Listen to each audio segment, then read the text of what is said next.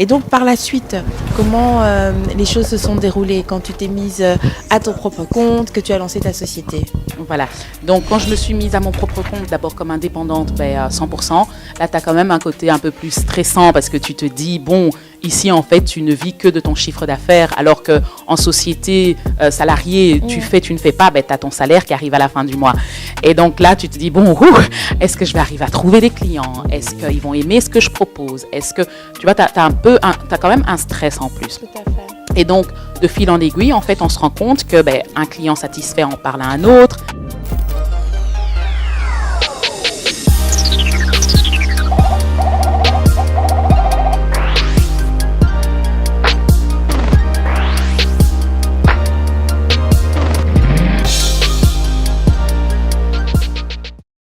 Bonjour, bienvenue dans The Next Step, votre podcast sur la vie entrepreneuriale et la vie aussi des salariés.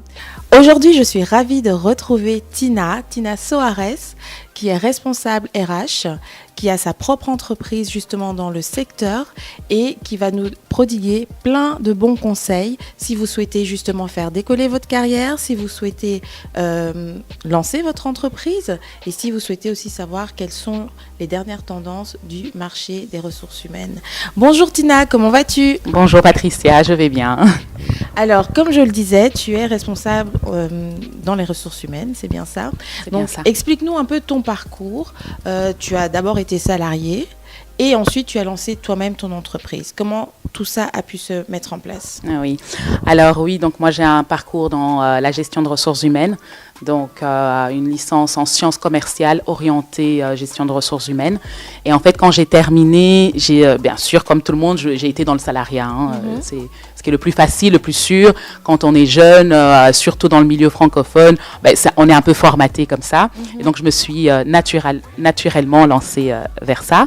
Et donc j'ai appris les ressources humaines dans les petites structures, donc dans les PME. Et à un moment, donc j'ai eu une opportunité quand la société où j'étais salariée s'est fait racheter. Et donc l'actionnaire me dit tiens, j'ai une autre boîte, j'aimerais bien que tu fasses aussi ressources humaines. Je dis moi je suis salariée chez toi, enfin comment est-ce que tu veux? Et alors il me dit mets-toi comme indépendante. Tu te dis jeune, indépendant, c'est pas le truc que tu as l'habitude. Et il me dit tu verras, ça se passera très bien. Je dis ouais, il prêche pour sa chapelle, tu vois. Et en fait finalement oui, je me suis lancée et d'ailleurs je lui dis un grand merci parce que franchement je ne reviendrai plus En arrière, je dirais, parce que ça m'a permis donc de commencer déjà en tant qu'indépendante complémentaire, donc de pouvoir un peu voir comment ça se passait. J'avais la sécurité du salariat et en même temps le côté indépendant. Cette gestion s'est faite de manière progressive. Et en 2014, je suis passée complètement comme indépendante. Et donc là, les choses se passaient plutôt bien. Et en 2016, donc l'idée à la base, c'était financièrement et fiscalement de pouvoir optimiser. Donc je suis passée en société. Et là, je me suis dit, tiens, Tina, tu as toujours eu cette envie d'avoir une société, d'être dans le milieu entrepreneurial. Fais-le bien. Et donc, c'est comme ça que petit à petit, j'ai commencé à avoir des clients de bouche à oreille et à engager du personnel. Alors, pour bien comprendre, parce que je pense que ça peut certainement intéresser certains de nos auditeurs, cette transition, donc du salariat, cette période un peu de transition en étant indépendante à titre complémentaire pour après être en société. Et pour bien comprendre, donc lorsque cette personne te fait la proposition de te mettre en indépendante, c'est pour que tu puisses justement facturer tes services à leur société, cette société de RH? C'est ça. En fait, c'est ça. J'aurais pu, à la limite, être salariée dans les deux. Mais c'était plus intéressant pour moi d'être salariée là où j'étais et alors de pouvoir facturer mes services à l'autre société, en fait, puisque les deux n'étaient pas connectés. Et donc, du coup, effectivement, il fallait un statut. Soit j'étais salariée et je me faisais aussi taxer à mort, soit indépendante complémentaire. Et là, j'avais un peu plus d'emprise aussi sur ma gestion financière. Et donc, ça, c'est ce que je vais apprendre justement quand je me lance en 2013 de cette manière. Tout à fait. Et du coup, j'aime vraiment, je dirais, cet aspect-là parce que c'est quelque chose peut-être sur lequel on n'insiste pas suffisamment. parfois se lancer dans l'entrepreneuriat, c'est pas faire un bond comme ça dans le vide ou passer d'un extrême à l'autre, surtout si on a comme première expérience, je dirais, l'expérience du salariat, mais c'est de voir comment justement mes compétences, les compétences que j'ai pour un employeur, comment je peux les monétiser et après pouvoir offrir mes services à des entreprises jusqu'au moment où je suis en capacité de naviguer seule et trouver mes clients, etc. et de le faire en full time. Et donc par la suite, comment les choses se sont déroulées quand tu t'es mise à ton propre compte, que tu as lancé ta société? Voilà. Donc, quand je me suis mise à mon propre compte, d'abord comme indépendante, à 100%, là, tu as quand même un côté un peu plus stressant parce que tu te dis, bon, ici, en fait, tu ne vis que de ton chiffre d'affaires, alors qu'en société salariée, tu ne fais pas, tu as ton salaire qui arrive à la fin du mois. Et donc là, tu te dis, bon, est-ce que je vais arriver à trouver des clients? Est-ce qu'ils vont aimer ce que je propose? Est-ce que, tu vois, tu as quand même un stress en plus. Tout à fait. Et donc, de fil en aiguille, en fait, on se rend compte que un client satisfait en parle à un autre, un employé, parce que je suis dans les ressources humaines, donc un employé satisfait qui part chez un autre employeur, en parle, et ainsi de suite. Et donc, petit à petit, tu te rends compte que ça plaît, et tu te rends compte que voilà, tu as cette sécurité qui vient par le nombre, je dirais, de clients, ou en tout cas par ton chiffre d'affaires stable ou en croissance. Et après, quand tu passes en société, c'est encore une autre paire de manches parce que indépendante, tu gères encore un peu, si tu veux, tes petites billes, pas comme tu veux, mais disons que voilà, c'est un peu mélangé ta situation personnelle et le côté indépendant. En société, tout est carré. La législation change. Législation, oui. Ce qu'on attend de toi change et donc finalement, c'est un peu, je dirais, tu passes à un autre niveau. Tu passes à un autre niveau. Et là, juste pour moi, en tout cas, ce qui est super important, c'est de bien se faire entourer. Parce que quand tu passes en société, que ce soit chaque étape, et j'ai aimé ce que tu as dit, tu parles bien, Patricia. Non, ce que tu as dit, c'est ce côté progressif, tu vois. Oui. Parce que parfois, ça peut faire peur, mais de le faire comme ça, de manière progressivement, salarié, indépendant, complémentaire, on voit que ça prend indépendant, et puis en société, ça rassure aussi. Et donc, effectivement, tu arrives à un autre niveau où tout est carré. Et là, je fais vraiment une petite parenthèse. Il faut bien se faire entourer. Pourquoi? Parce qu'il y a la loi, il y a la comptabilité, il y a tout un monde derrière. Et je pense qu'avoir un bon comptable, déjà nous rassure et nous aide également dans les étapes et dans les démarches qu'il y a derrière. Mais alors du coup, vu qu'on est dans ce cas de figure de l'entrepreneur, quels sont les conseils que tu donnerais pour justement savoir bien s'entourer? Parce que là, on est dans le recrutement quelque part. Donc même si c'est pas forcément un employé que je vais recruter, mais des partenaires, des entreprises avec lesquelles je vais travailler, etc. C'est une autre forme de recrutement. C'est une autre forme de recrutement. Comment je vais bien profiler les personnes et pour savoir quels sont finalement les éléments sur lesquels je vais mettre l'accent. Ce que j'ai aimé tout à l'heure, tu nous parlais du bouche à oreille. C'est vrai que souvent, on va chercher les recommandations. Tiens, tu connais un bon plombier, un bon comptable plutôt. Ça peut marcher aussi dans un autre domaine. Aussi. Mais par contre, voilà, des fois, on peut avoir une bonne expérience avec quelqu'un et puis avec une autre personne, ça ne fonctionne pas. Oui, j'allais le dire et tu l'as dit, le bouche à oreille pour moi, et c'est un peu dans tout type de recrutement, et c'est ce qu'on fait tellement naturellement. Tu vois, comme tu as dit, tu as donné l'exemple du plombier. Oui. Si tu as un bon plombier et que je te demande, tu ne vas pas me recommander, normalement, si on a une bonne relation, tu ne vas pas me recommander un meilleur. Et donc, c'est la même chose. Pour moi, c'est pareil, que ce soit par rapport aux clients, que ce soit par rapport aux fournisseurs, aux prestataires. Pour moi, le bouche-oreille, déjà, c'est intéressant, c'est super intéressant, c'est un gros point. Après, on peut toujours se renseigner. Aujourd'hui, on parlait des technologies, on peut se renseigner aussi, les avis online, sur Internet, etc. On peut essayer de regarder un peu ce qui se dit. Mais pour moi, le mieux, c'est vraiment la personne qui te dit, voilà, si par exemple, on se connaît bien, j'espère, je suis peut-être un peu sérieuse, tu sais que voilà, t'apprécies peut-être un aspect ou un autre. Si je te dis, Patricia, tel client, franchement, il est top et tout ça, il a besoin de tes services. Et je dis aussi au client, tiens, Patricia, franchement, elle est top. Vous serez déjà prédisposé à collaborer, tu vois. Oui. Et normalement, je devrais te donner le meilleur. Oui. Et donc, tu te diras, non, Tina ne va pas me conseiller un mauvais client, tu vois. Je pense que c'est un très gros point. Peut-être qu'il y en a d'autres, mais pour moi, en tout cas, c'est un gros point. écouter ceux qui sont autour de toi, donc dans l'entreprise. Qu'est-ce que mes collègues disent de moi? C'est très important parce que parfois on peut avoir une idée de ce qu'on pense, pouvoir faire, et dans la réalité, c'est pas toujours ça. Donc le feedback pour moi c'est super important. Qu'est-ce que mes collègues pensent de moi? Si tes collègues te disent franchement tu maîtrises, si tes collègues viennent tout le temps te voir au lieu d'aller voir peut-être le manager, c'est aussi un point de se dire mais tiens, pourquoi est-ce qu'ils ne vont pas voir cette personne qui a un niveau, en tout cas au niveau de l'entreprise plus élevé, et viennent me voir moi? Ça veut dire peut-être que tu as des compétences, tu expliques bien, tu as ce côté leader qu'ils aiment bien, et donc du coup ça aussi c'est un point qui te permettrait de te dire tiens, voilà. Au niveau du travail, de se dire est-ce que j'ai fait le tour? Parce que bon, tu arrives 6 mois dans l'entreprise, vouloir aller à un autre niveau, c'est peut-être pas le moment.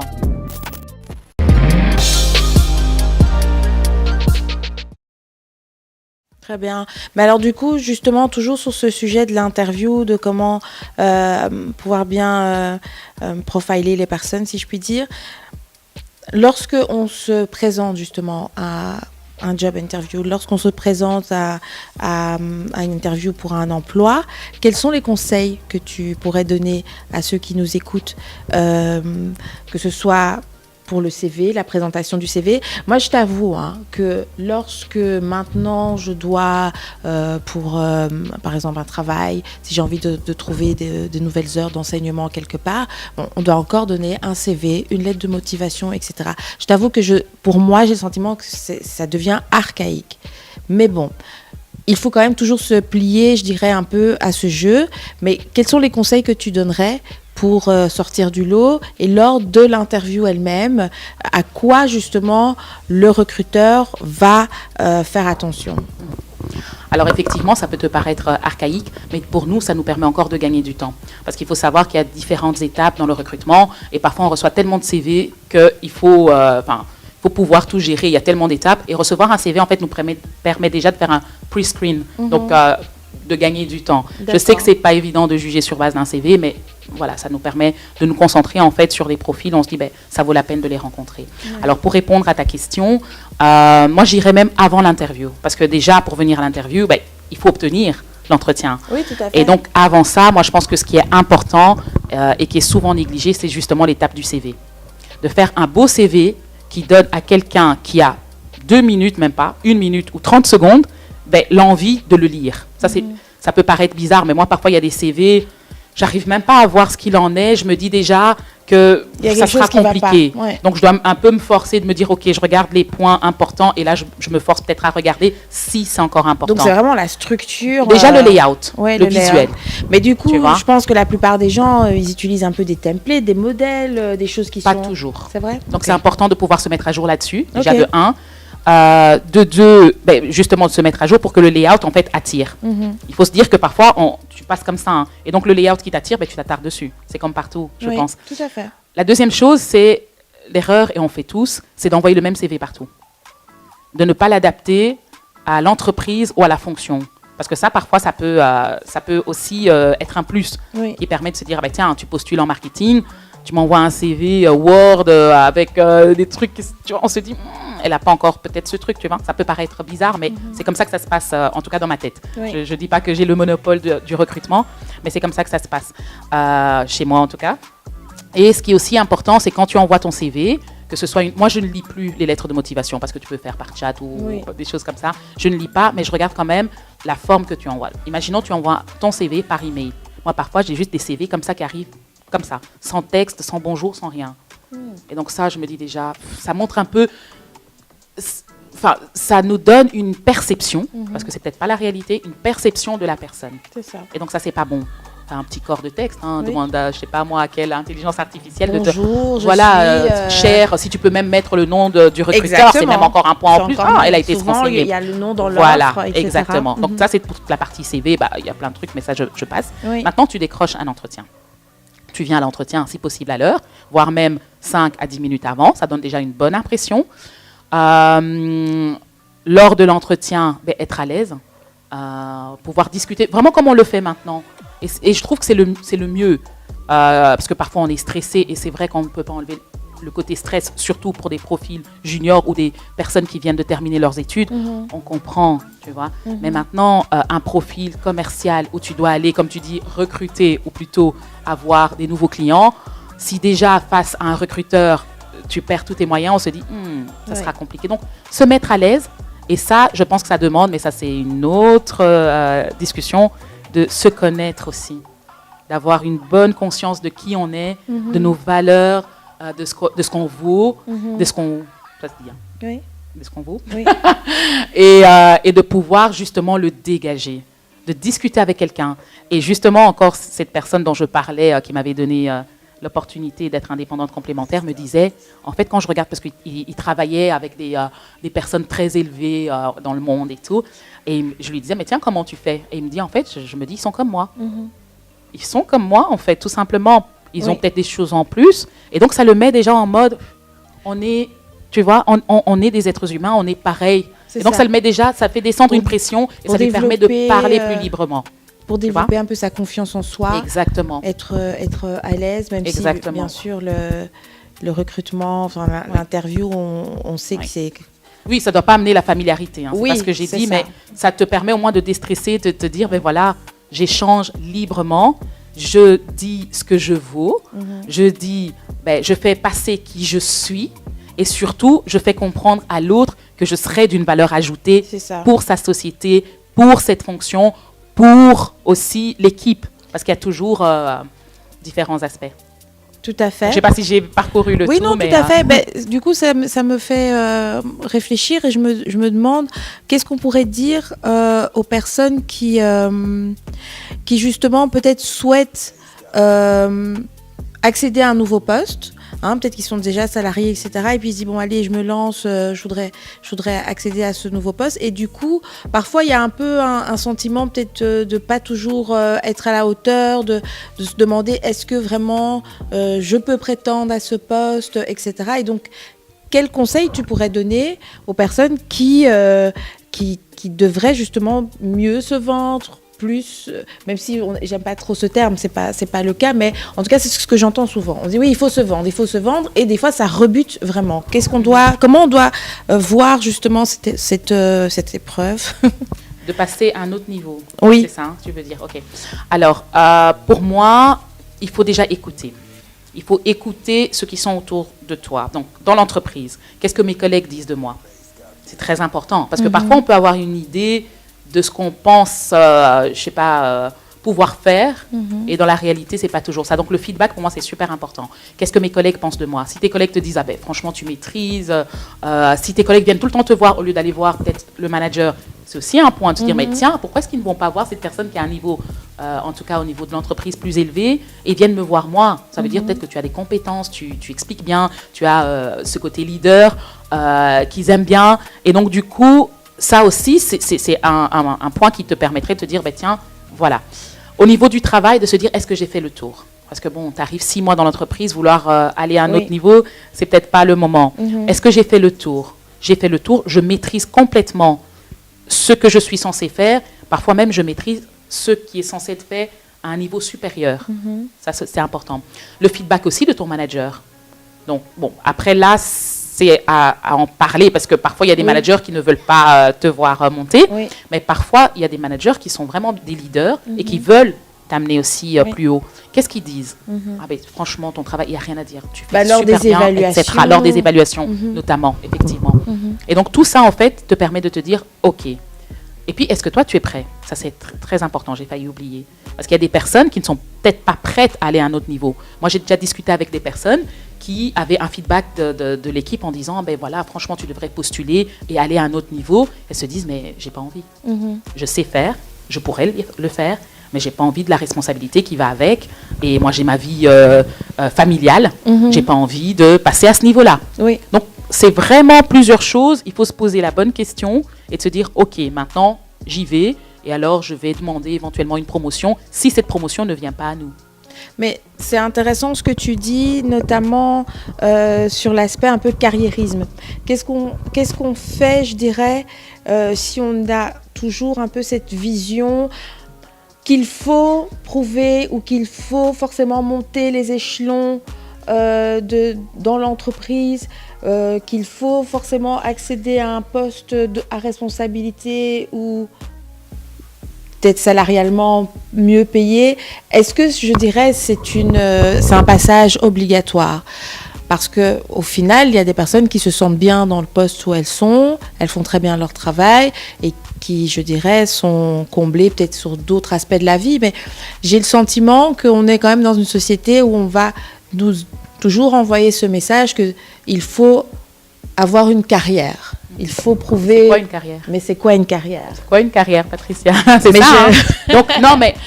Moi, personnellement, j'ai des carrières. Voilà, c'est ça. C'est quoi une carrière? En plus, aujourd'hui, je dirais un peu dans cette transition où on est, tu n'as plus une carrière forcément verticale.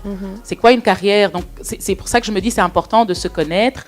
Je vais peut-être anticiper, mais pour moi, une carrière réussie, c'est être là où tu dois être, au moment où tu dois être, faire ce que tu es censé faire et être épanoui.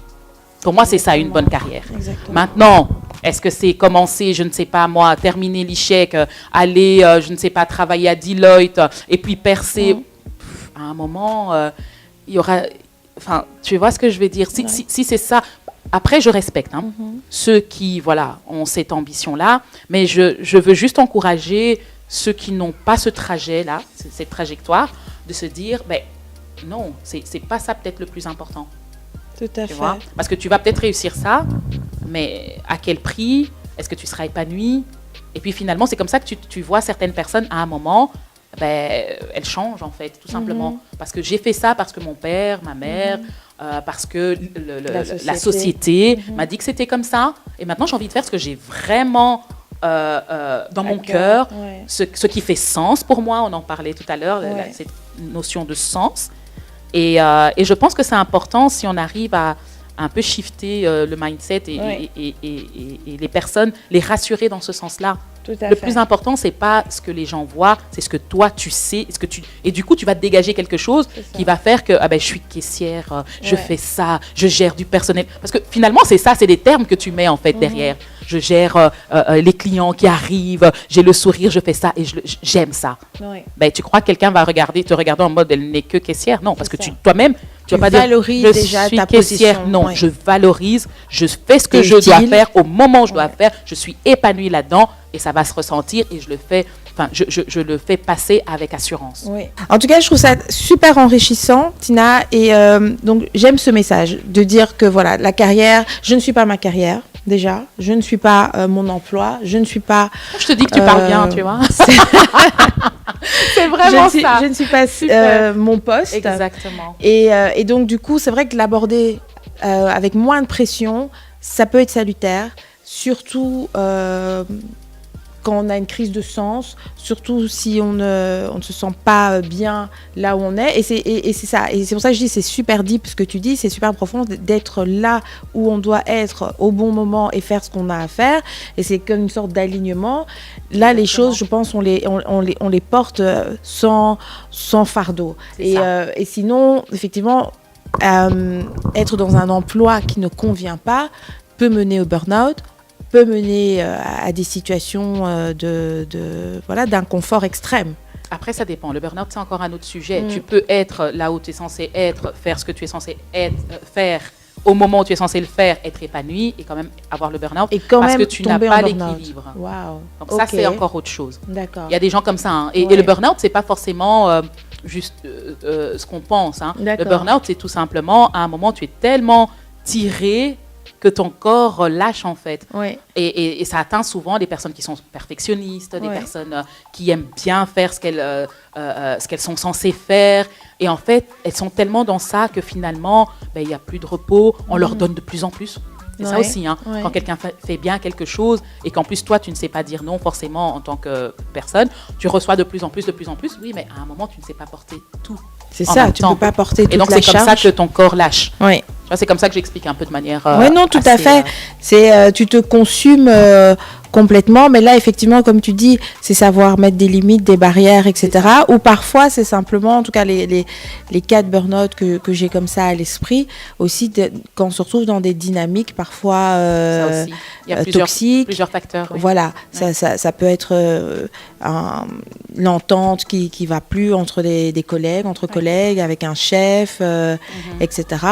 Après, comme tu dis aussi, ça peut être un problème, un déséquilibre. Effectivement, la vie familiale, la vie professionnelle, c'est pas toujours évident de trouver cet équilibre. On donne, et Exactement. après, voilà. Et tu parlais d'alignement, sans vouloir. Tu as l'alignement toi, Oui. mais tu as aussi l'alignement environnement professionnel. Donc, c'est-à-dire, il faut aussi que les trois s'imbriquent. Donc, l'environnement, donc la société, l'entreprise, là où tu es, l'équipe, le manager, la fonction. Il faut aussi que tout ça, parce que encore une fois, tu peux être bien aligné, tu tombes, comme tu dis, dans un environnement toxique, tu perds tout ça, tu vois, ça peut aussi t'amener effectivement dans des situations compliquées. Et de nos jours, de ce que je constate, ça commence même à dépasser l'aspect hard skills. Donc, pourquoi ? Parce que une personne dans la société qui aurait les meilleures compétences possibles, mais qui est toxique, fait couler tout ce qu'on a mis du temps à construire. Or, on sait que dans les relations humaines, les choses prennent du temps, mais le négatif, c'est comme ça. Et donc, ça prend de plus en plus de place. Dans les soft skills, pour moi, ce qui est important, la communication. Ça, c'est vraiment important. La communication, l'intelligence émotionnelle, tu vois, pour pouvoir... et ça, c'est à tout niveau, pas que pour les managers ou les leaders, mais de manière générale, pour pouvoir bien travailler, pour pouvoir être dans une relation saine. Pour moi, c'est vraiment important. Et donc, tellement de... Oui, c'est ça, il y a tellement de choses à dire, mais peut-être pour aller encore un peu plus loin sur ce thème, si maintenant je me sens en souffrance, je suis pas très sûre, ça va pas très bien, etc., qu'est-ce que je fais ? Je vais aux ressources humaines ? Parce que je sais que parfois en entreprise, les ressources humaines, on n'a pas toujours l'impression qu'ils sont de notre côté. Donc, on sait qu'on normalement on devrait pouvoir aller frapper à la porte et dire voilà, il se passe ça, etc. Mais parfois on a peur que ça se retourne contre nous et que voilà. Et si je me sens mal, si je sens que je frise le burn-out, je fais quoi ? Je vais où ? Quels seraient tes conseils ? Alors moi je pense qu'il faut en parler. Alors maintenant la question c'est à qui ? Et j'entends souvent les ressources humaines. Voilà, on en prend pour notre grade, oui. Mais en fait. Après, c'est pas désolé, c'est la personne, tu vois. Je veux dire, si tu es RH par dépit et que tu n'es pas aligné, que tu n'es pas là où tu dois être, oui, tu vas dégager ce côté-là. Moi, ce que je préfère dégager, c'est le côté où tu es un peu l'église au milieu du village, tu vois, où tu es pour que les employés soient épanouis et qu'en même temps, tu aides aussi l'entreprise à être productive. Donc, c'est vraiment pour moi l'alignement, l'équilibre entre ces deux. Et donc, du coup, si tu arrives à ça, les employés vont le sentir et ils viendront te parler. Moi, en tout cas, je n'ai jamais eu l'impression qu'il y avait un blocage ou qu'il y avait, tu vois, un mur entre nous. Mais bien sûr, la confiance, ça se gagne. Tu dois toi-même être aligné aussi, être cohérent, qu'ils puissent savoir qu'ils ont confiance en toi, la confidentialité. Être intègre, être, j'ai déjà dit, cohérent, c'est-à-dire ce que je fais, ce que je dis, c'est ce que je fais, et l'être humain le voit. Oui. Le voit, te font confiance, à ce moment-là, viennent te parler. Maintenant, s'ils n'ont pas ça dans leur entreprise, je pense qu'il faut quand même essayer de trouver quelqu'un de bienveillant, en qui on a confiance et qui a déjà manifesté aussi des preuves, voilà, qu'elle peut garder les informations, lui en parler, parce que parfois, c'est juste quelque chose qu'il faut dénouer, en fait. Tu vois ? Nous, en ressources humaines, on parle de, si tu ne sais pas changer l'environnement, tu peux changer la perception.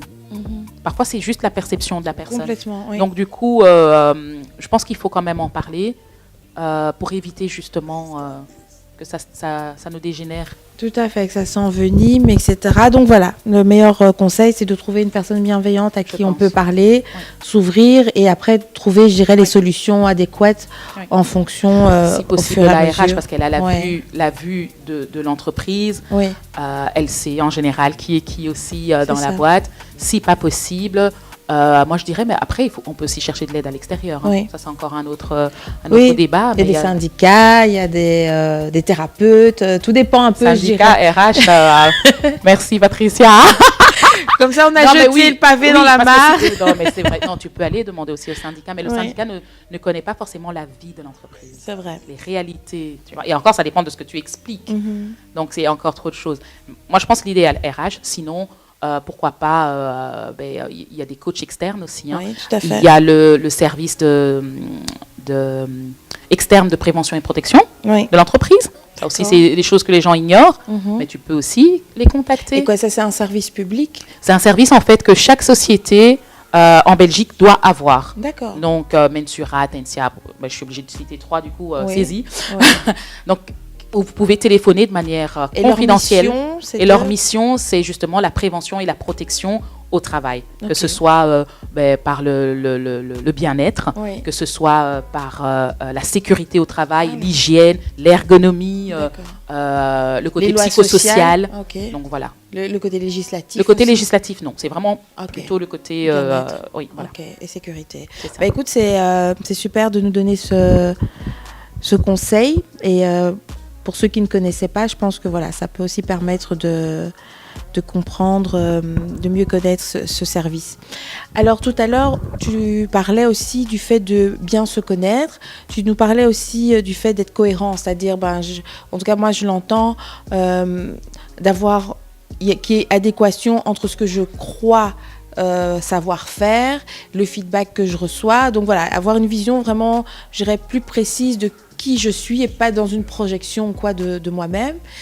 Et du coup, qu'est-ce que tu pourrais donner comme conseil s'il faudrait développer certains soft skills? On en parle de plus en plus. Donc, il y a, je dirais, les hard skills, c'est-à-dire d'avoir des compétences techniques, de savoir utiliser tel ou tel programme, de savoir faire telle ou telle chose. Mais il y a aussi tout un aspect un peu comportemental dans l'entreprise qui peut aussi être salutaire. Donc, qu'est-ce qu'on pourrait donner comme piste à ceux qui nous écoutent? Moi, je pense que c'est super important.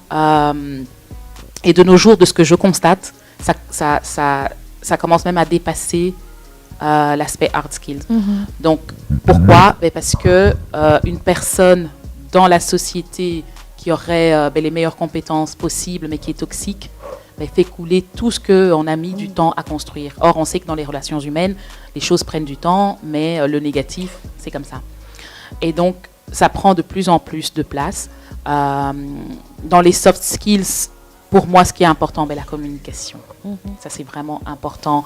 La communication, l'intelligence émotionnelle, tu vois, pour pouvoir... et ça, c'est à tout le niveau, pas que pour les managers ou les leaders, mais de manière générale, pour pouvoir bien travailler, pour pouvoir être dans une relation saine.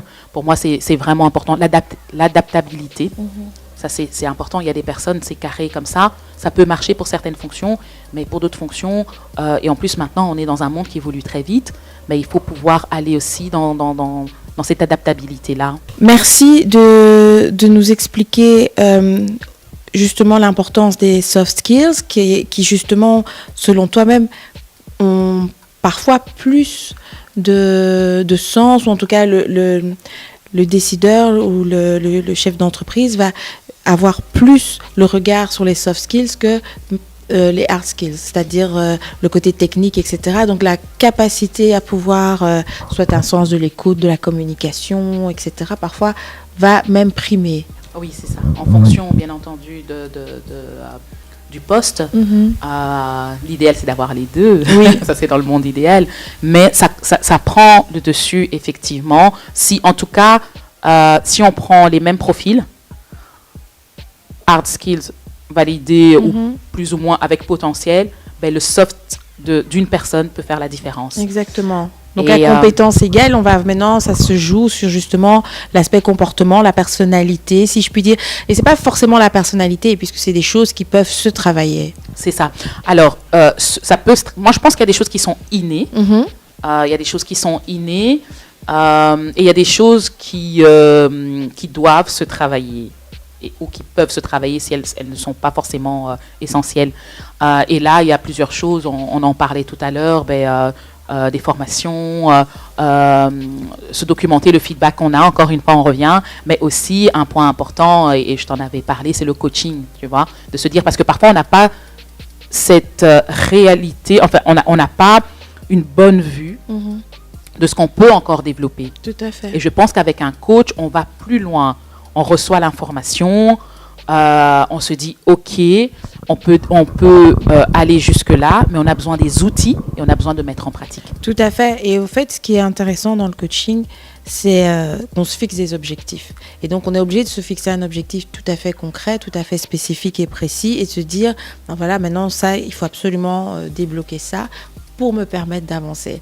Et aussi, dans le coaching, ce qui me plaît, c'est que ça permet aussi de faire remonter certains éléments dont on n'a pas forcément conscience. Et donc, ça peut être des blocages, ça peut être parfois, on a un syndrome d'imposteur, on ne s'en rend pas compte. Parfois, on a des pensées limitantes, on ne s'en rend pas compte. C'est vraiment ça. Voilà. Ou parfois, on a envie simplement d'atteindre un objectif, mais on a le sentiment qu'on n'a pas suffisamment de volonté, ou on n'a pas les outils en place pour pouvoir le faire. Voilà. Moi, il y a des personnes qui me disent, je ne comprends pas, je fais 1 an dans une boîte, soit j'ai un CDD, je ne suis pas renouvelée. Je sais que la personne, elle a les skills, mais le comportement ne va pas avec. Oui. Mais parfois, il y a des personnes qui ne sont pas non plus prêtes à entendre ce feedback. De dire, écoute, voilà, il faut développer ça. Quand elles arrivent au niveau où, ok, je pense qu'il y a quelque chose qui ne va pas, je sais peut-être ce qui ne va pas, mais je ne sais pas comment le changer. Effectivement, c'est intéressant d'avoir des outils, d'avoir des mots qui nous permettent, j'ai bien aimé, de débloquer, effectivement. C'est ça.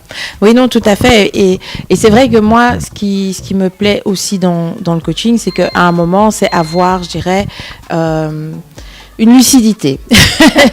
C'est un moment, et donc, en tout cas, le coaching que moi, que je mets en avant, c'est pas un coaching paillette et qu'on va se caresser dans le sens du poil, mais c'est qu'à un moment, il faut effectivement regarder les choses en face et se dire, non, je suis prêt, maintenant j'ai envie de effectivement atteindre ce nouveau palier.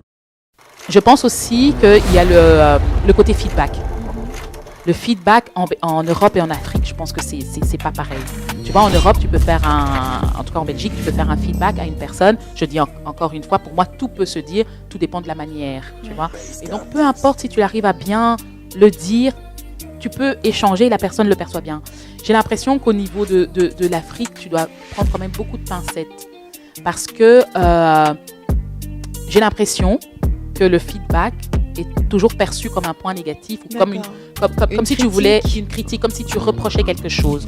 Tu vois, alors que non, je veux que tu puisses t'améliorer, je veux que tu puisses aller à un autre niveau. Donc ça aussi, c'est un challenge, je pense, pour les RH, et qu'il faut arriver à déconstruire dans la tête des gens. Parce que finalement, sans feedback, tu n'évolues pas. Exactement.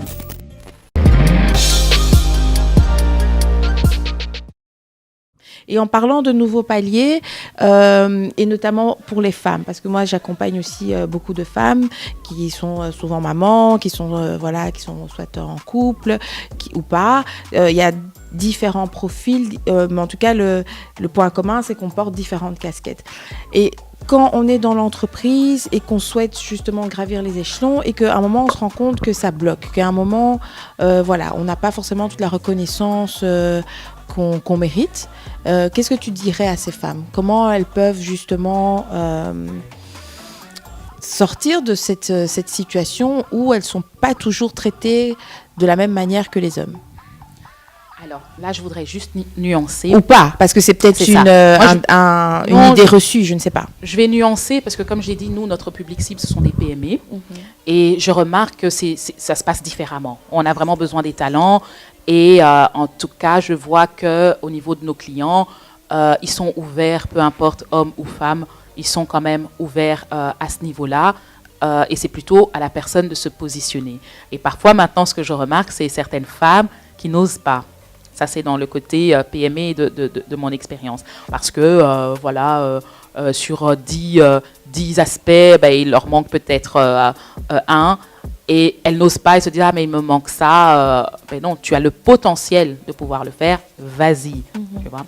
Maintenant, dans le corporate, dans des plus grandes structures, j'entends souvent ça, où à un moment, tu as comme un plafond de verre, où tu sens que voilà, je peux aller tellement plus loin, plus haut, mais je suis limitée, je ne sais pas pourquoi, parce que bon, parfois il y a des, comment je pourrais dire ça, des principes qui ne se disent pas, mais on sait qu'une femme ou une personne de telle ou telle origine ne peut pas atteindre ce niveau-là. Et ceux qui sont au-dessus peut-être le savent et donc vont te garder toujours à un certain niveau. Donc ça, effectivement, je sais que ça existe. Maintenant, comment briser ou exploser cela? Moi, je pense qu'à un moment, ça ne sert à rien si on voit qu'on a essayé, qu'on a mis tout ce qu'il fallait de notre côté, qu'on a les capacités et qu'on pourrait même prendre la place de quelqu'un qui est plus haut, mais qu'on sent toujours qu'on est freiné. Il y a une résistance, ouais. À un moment, je pense qu'à force de se cogner, nous-mêmes, on risque de se blesser. Donc, pourquoi ne pas essayer, au lieu d'aller vers le vertical, d'aller vers le latéral? Et quand je dis latéral, ce n'est pas forcément dans la même boîte.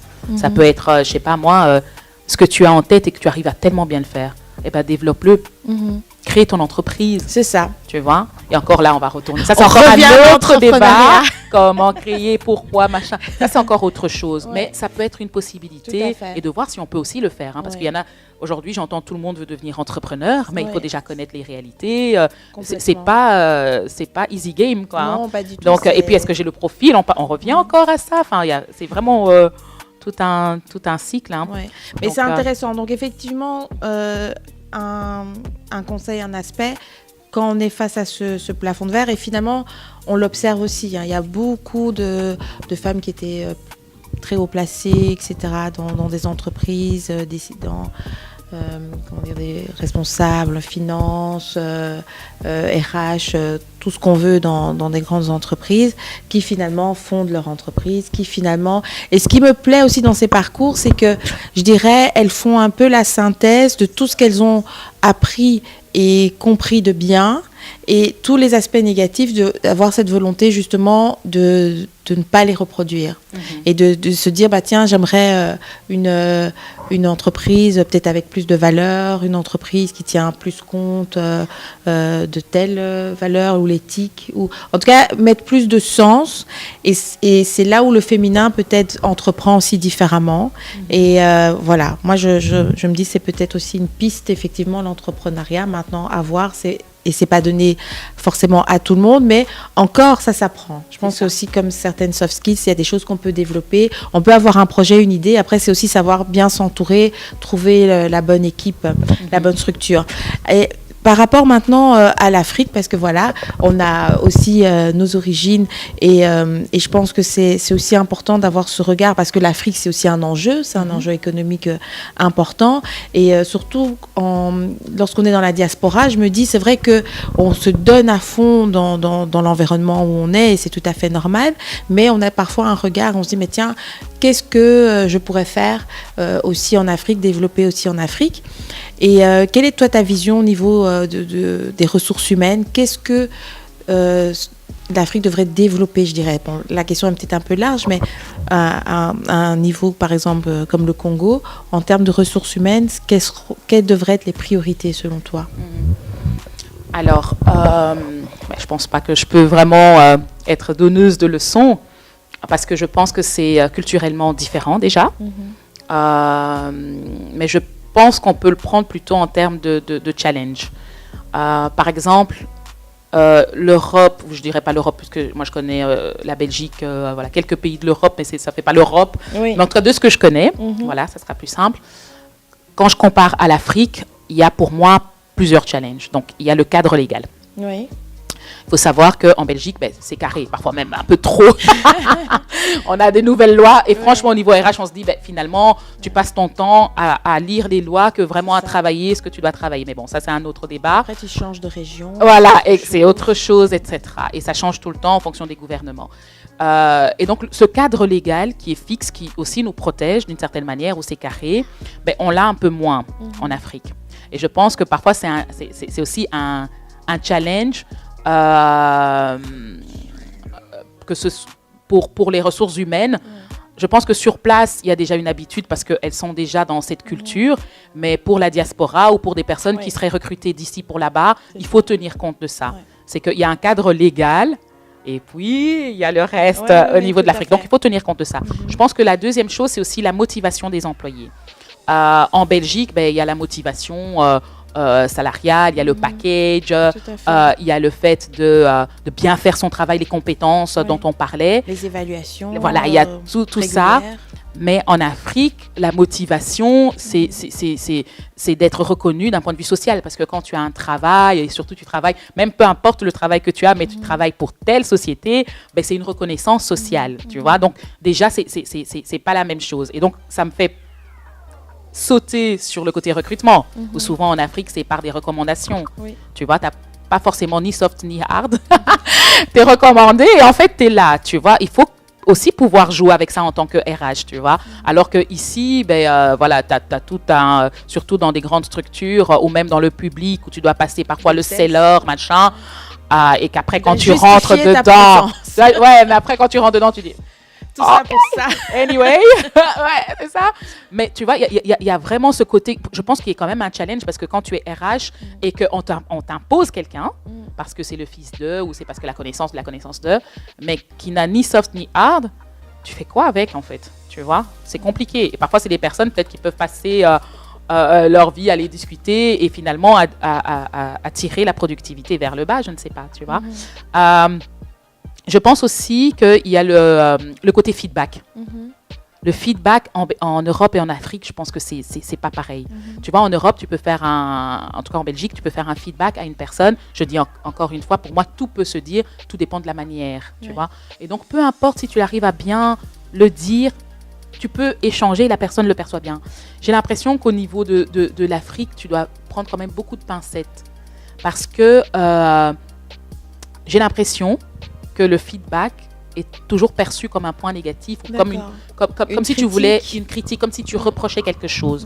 Tu vois, alors que non, je veux que tu puisses t'améliorer, je veux que tu puisses aller à un autre niveau. Donc ça aussi, c'est un challenge, je pense, pour les RH et qu'il faut arriver à déconstruire dans la tête des gens. Parce que finalement, sans feedback, tu n'évolues pas. Exactement. Tu vois, et donc ça, c'est important. Et je pense aussi que le dernier point, le rapport à l'autorité. Ah oui. Ça, tu vois. Donc, tu es RH, et ça c'est un cas qui me vient en tête. Ici, le rapport à l'autorité, voilà, il est cadré. Oui, effectivement, tu as le manager, etc. Mais l'employé se sent encore libre tu vois, de réagir. Le RH a encore un peu son mot à dire, peut se positionner. Et en Afrique, j'ai un cas en tête où je connais une personne qui a du mal. Parce que, en fait, elle, en tant que RH, elle n'arrive pas à proposer ou en tout cas à implémenter des choses parce que l'autorité qui se positionne un peu comme un dieu dans l'entreprise ne le comprend pas et donc non, on ne le fait pas. D'accord. Peu importe. Et par rapport aux employés, où ils le voient effectivement, ils voient leur manager, leur CEO comme un peu un petit dieu aussi. Tu vois, et donc tout ce qu'il dira, c'est oui et amen. D'accord. Alors qu'on sait, par exemple, qu'au Japon, tu as ce lean management où tu as des choses qui partent bottom-up, tu vois, et qui sont intéressantes. Là où je pense qu'il y a encore ce côté-là, il y a un challenge aussi dans le fonctionnement de l'entreprise. Et en tant que RH, de jongler avec ça, ce n'est pas toujours évident pour moi. Donc ça, c'est un peu le côté que je pourrais dire. Après, il y a plein de choses à faire, hein, et c'est dommage. Il y a plein de choses à faire, mais en tout cas, ce sont déjà, je pense, de très bonnes pistes que tu nous donnes, en tout cas des pistes de réflexion. Et je pense que c'est surtout aussi un dialogue à avoir. Je pense qu'on doit ouvrir maintenant ce dialogue entre nous et surtout si on souhaite vraiment un développement concret, rapide de l'Afrique et puis laisser à nos enfants de bonnes pratiques aussi. Hein, donc, et je pense que si on tient compte, peut-être juste le dernier mot par rapport à ça, mais si on tient compte de tout ça, on tient compte de la culture, je pense qu'on peut arriver à faire des choses, à quand même faire des choses. Oui. Mais il faut avoir tout ça vraiment en tête pour ne pas qu'il y ait un blocage ou un rejet aussi de l'autre côté. Parce qu'ils sont habitués à peut-être a un autre fonctionnement. Tout à fait. Voilà. Et du coup, là, ça fuse aussi un peu dans ma tête. Et je me dis peut-être qu'il faudrait aussi commencer à théoriser un management aussi à l'africaine, de pouvoir comprendre aussi quels sont justement les éléments qui font la force de notre management et de voir comment adapter et faire une bonne synthèse entre, je dirais, la coutume, la culture et, c'est ça. Parce que finalement, et les objectifs qu'on veut atteindre. C'est ça. Parce que finalement, il n'y a pas...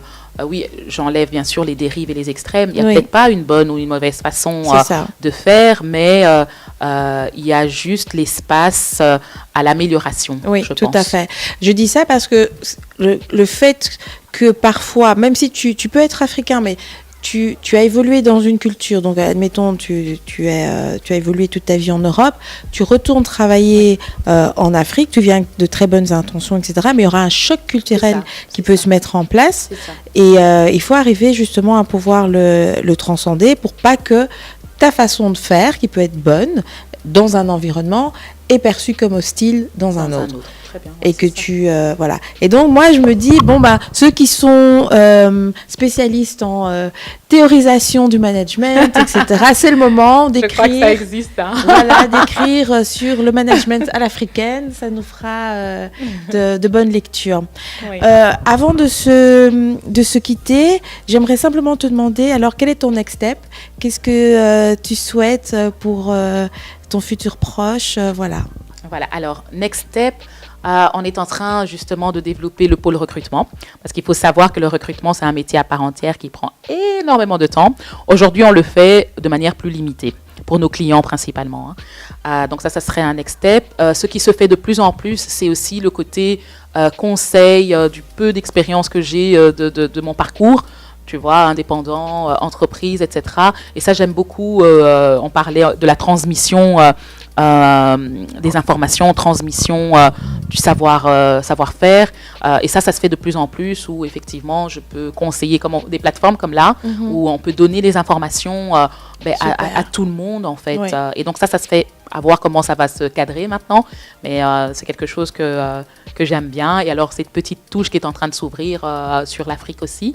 Et donc voilà, on verra ce qui va se passer. Super. Alors là, je me dis, écoute, on devra te réinviter pour pouvoir justement avoir une vue sur tous ces nouveaux projets en gestation. Voilà. Merci. Et je vous dis à la prochaine. Je vous dis rendez-vous au prochain épisode de Next Step. N'hésitez pas, n'oubliez pas de partager, de diffuser et à bientôt.